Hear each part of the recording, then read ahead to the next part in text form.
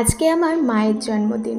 সকালবেলা মাকে জিজ্ঞাসা করাতে মা বলল, ওই যে একটা নরম তুলতুলে কেক তুই বানাস না, একদম তুলতুল করে, ওইটা বানিয়ে দিবি।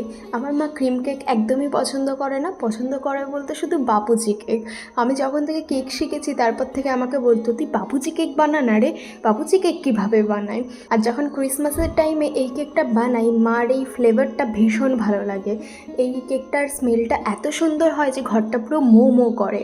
আর মা সেই ফ্লেভারের নাম ভুলে গিয়েছে, তাই বারবার আমাকে বলছে, ওই যে নরম তুলতুলে কেকটা ওইটা বানিয়ে দিবি। আর কোনো রকম ড্রাই ফ্রুটস মা লাইক করে না, অ্যাকচুয়ালি আমিও লাইক করি না, তো মা বলেছিল একদম সিম্পল বানাতে। আজকেই একটা অরেঞ্জ কেকের অর্ডার ছিল, তো তার সাথে মায়েরটাও বানিয়ে নিলাম, তবে এটাতে কিন্তু কোনো রকম ড্রাই ফ্রুটস অ্যাড করিনি। তোমরাও চাইলে কিন্তু এই নরম তুলতুলে কেক অর্ডার করে ফেলতে পারো, আমার মায়ের ল্যাঙ্গুয়েজেই বললাম। সবাই ভালো থেকো, আমার মায়ের জন্য অনেক অনেক প্রার্থনা করে সবাই, মা যেন খুব ভালো থাকে। রাধে রাধে, আজকের মতো টাটা।